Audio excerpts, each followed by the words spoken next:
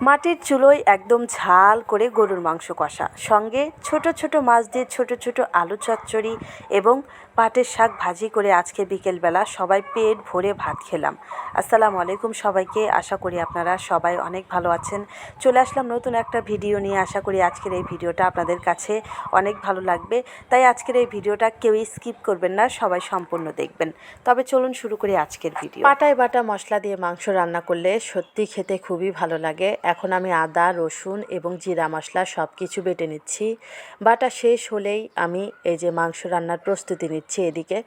এইদিকে আমি মাংসের ভিতরে দিয়ে দিয়েছি পেঁয়াজ, আদা বাটা, রসুন বাটা, হলুদ, মরিচে গুঁড়া, তেল সব কিছু দিয়ে সুন্দর করে মাখিয়ে নিচ্ছি। এবার এই মাংস মাখানো শেষ হলে আজকে এই মাংসটাকে একদম ঝাল ঝাল করে কষা করব, কারণ আমাদের পরিবারের সবাই ঝাল মাংস খেতে অনেক পছন্দ করে।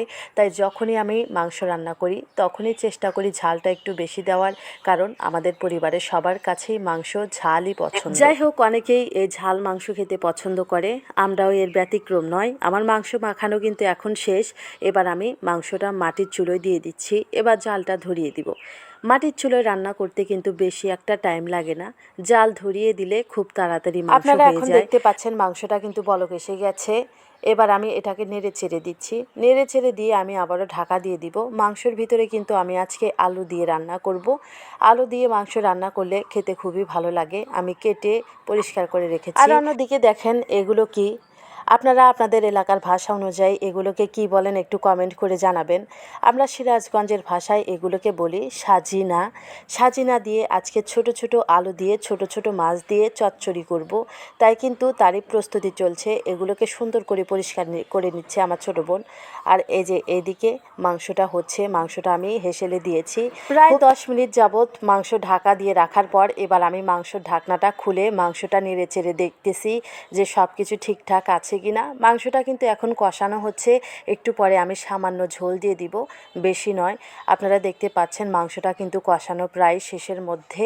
এই যে আপনারা দেখেন কত সুন্দর হয়েছে মাংস কষানো। এবার এই মাংস কষানোর ভিতরে কিন্তু আমি এই যে কয়েকটা আলু দিয়ে দিচ্ছি।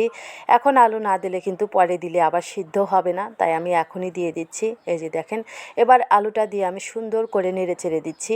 নেড়ে চেড়ে দিয়ে আমি কিন্তু আবারও ঢাকা দিয়ে দিই। কিন্তু তার আগে একটা কথা, আপনারা কে কোথায় থেকে আমার এই ভিডিওটা দেখছেন অবশ্যই আমাকে কমেন্ট করে জানিয়ে দিবেন, এবং যদি আমার এই ভিডিওটা ভালো লেগে থাকে দয়া করে লাইক, কমেন্ট, শেয়ার করে দিবেন, আর আমার এই ছোট্ট চ্যানেলটাকে সাবস্ক্রাইব করে দিবেন। আর যারা পেজ থেকে দেখতেছেন অবশ্যই আমার এই ছোট্ট পেজটাকে ফলো দিয়ে দিবেন। আপনাদের সঙ্গে কথা বলতে বলতে কিন্তু আমি মাংসটা কিন্তু 2বার ঢাকা দিয়েছি এবং 2বার খুলে তারপরে এই যে শেষের বার আবারও আমি মাংস নেড়ে দেখছি। এখন ঝোলটা একদম শুকিয়ে গেছে, আপনারা দেখতেই পাচ্ছেন মাংসটা একদম ভাজা ভাজা হয়ে গেছে। এবার এই মাংসর ভিতরে আমি একটু সামান্য জল দিয়ে মাংসটাকে আর একটু ভালো করে সিদ্ধ করব।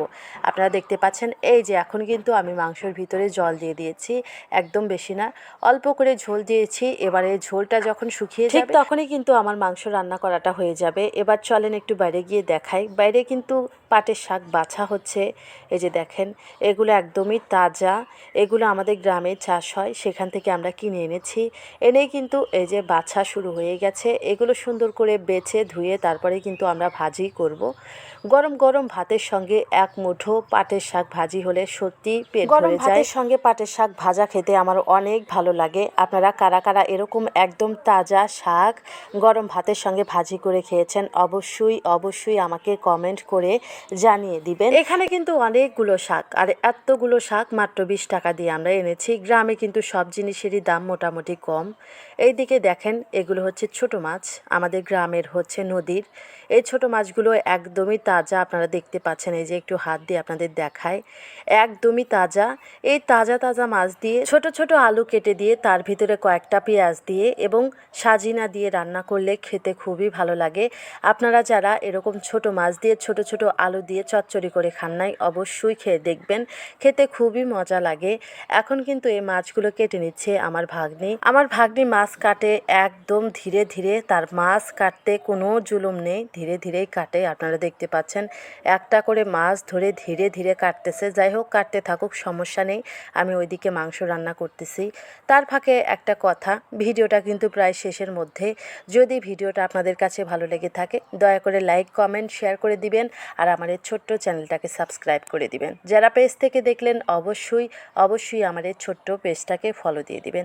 তাহলে আজকে কিন্তু আমাদের মাছ কাটা, শাক বাছতে অনেক রাত হয়ে গেছে, তাই কিন্তু আপনাদেরকে সবগুলো রেসিপি দেখাতে পারলাম না। পরবর্তী ভিডিওতে দেখানোর চেষ্টা করব। তাহলে বন্ধুরা সবাই ভালো থাকবেন, সুস্থ থাকবেন। সবার সঙ্গে আবারও পরবর্তী ভিডিওতে দেখা হবে। আল্লাহ হাফেজ।